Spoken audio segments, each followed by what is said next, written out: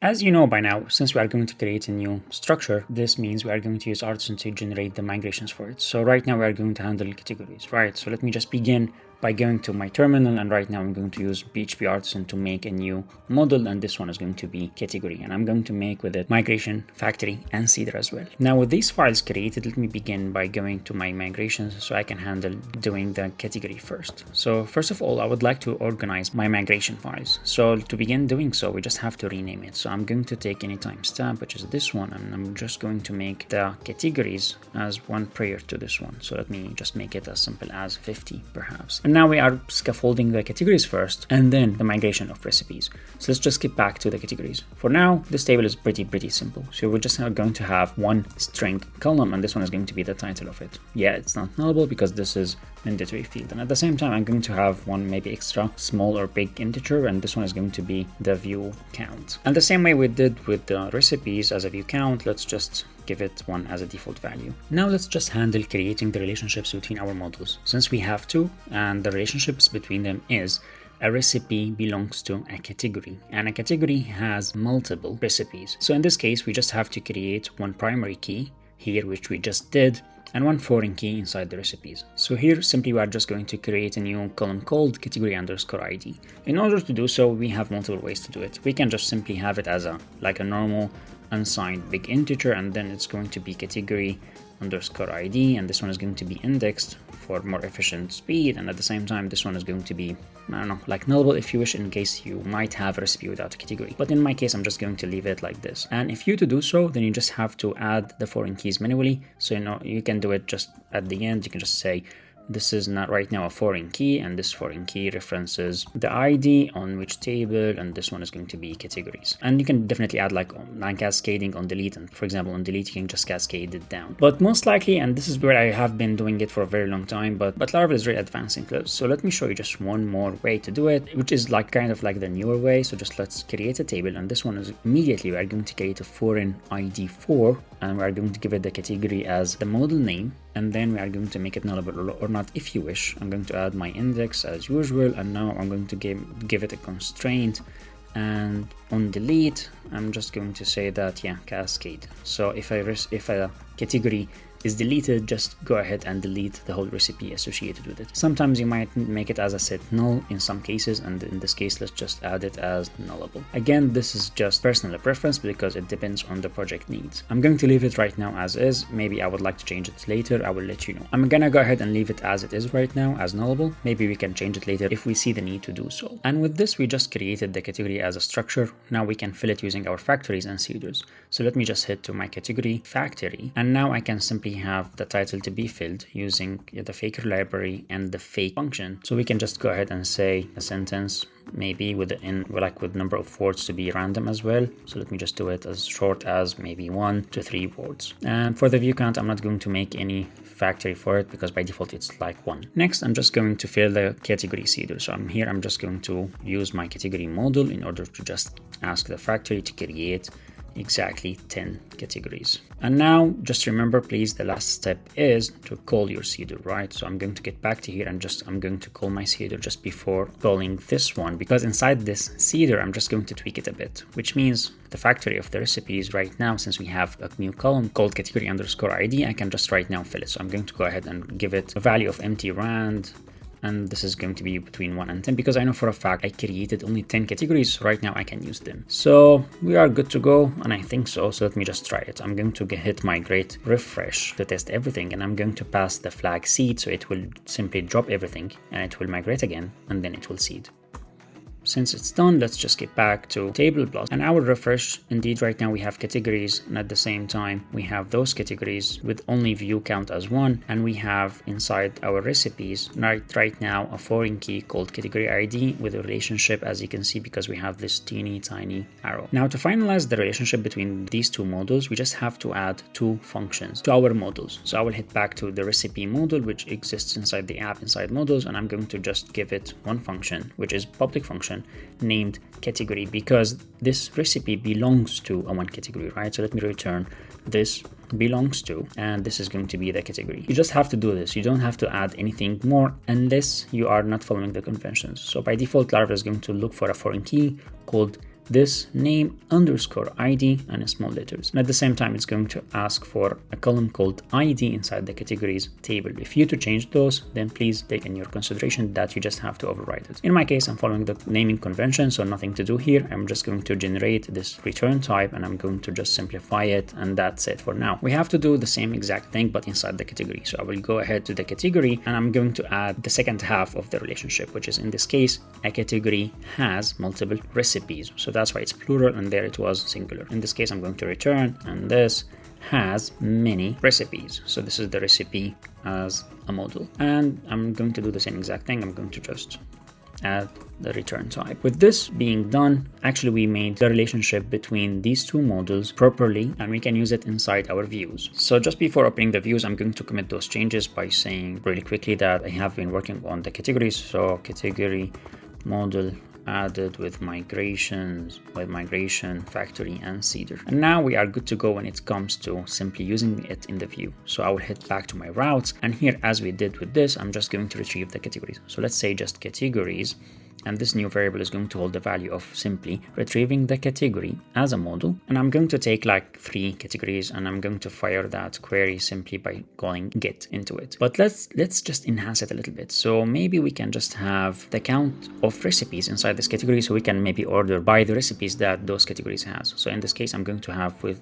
this function with count, and what this does is simply the count of the recipes inside each category, which means we are going to have a new column on the fly called recipes underscore count, which means I can simply order by it. So I order by the recipes count, and as usual, I'm going to make it descending because we would like to retrieve the 3 top categories with the most recipes inside. And you know the drill. Right now, we just have to use this variable inside our view. So I'm going to pass it to my view, and maybe it's a good time right now to convert this one into compact. So let me just go ahead and convert it to compact.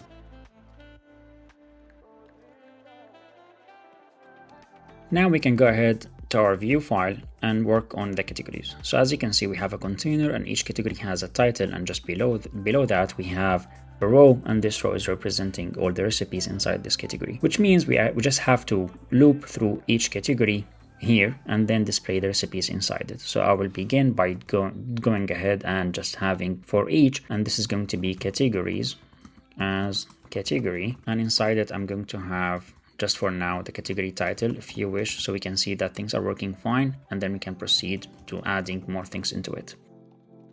And those are the 3 categories that retrieved from the database, which is really cool. Now we can continue by simply appending first of all this one to be inside my loop. So now we can just take advantage of this variable, and I'm going to use it here. Again, we don't have links, we don't have like category show for now, so I'm going to ignore this link, but let's just go ahead and work on each recipe inside. So the first thing to do here is simply to loop through each one of them. And we know for a fact that in the previous tutorial, we added this thing as a component, and we are going to use this component. So first thing to do is simply to loop through each recipe inside this category. So in my case, I'm just going to have the category as a variable, and we know for a fact that we have a relationship which called recipes.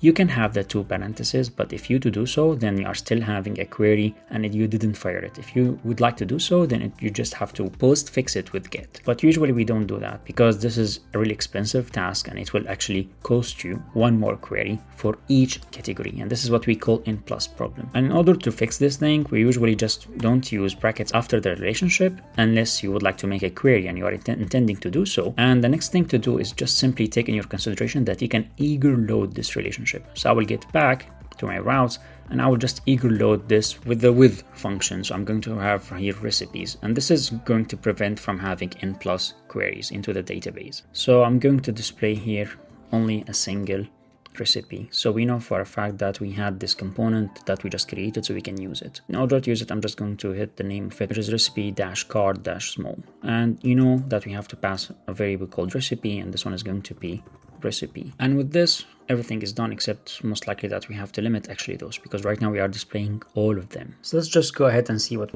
we did so far. And obviously we have an issue actually, because simply it's my bad. I'm so sorry.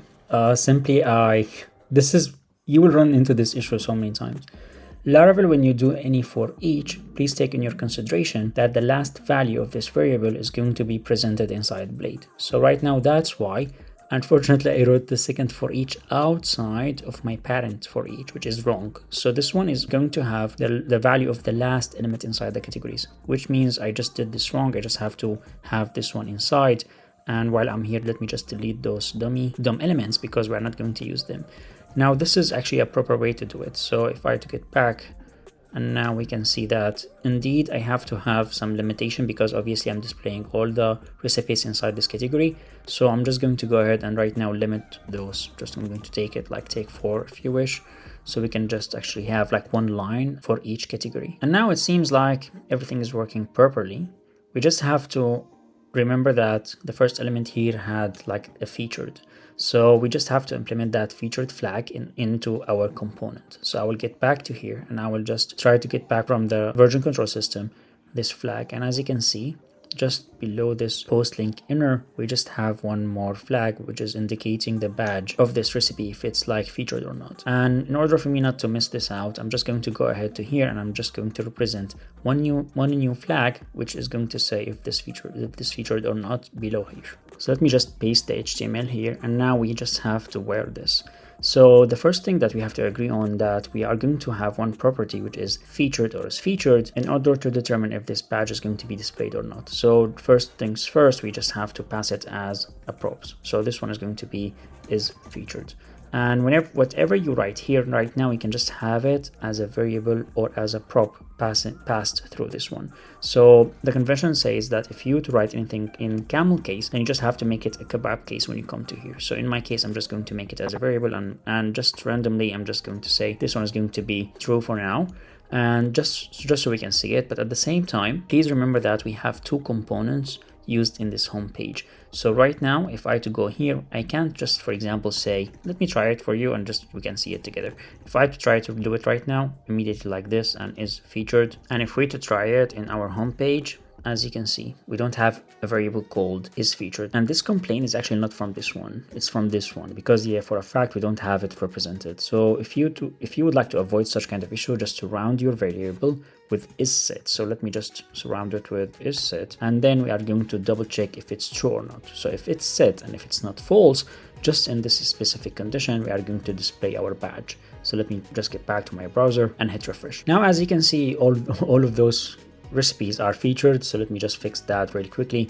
We are not going to pass through all the time. We're just going to pass if it's really featured or not. So in my case, I'm just going to have the recipe to be featured at, right? And in order just to determine the value of that as a Boolean, I'm just going to have it as Boolean.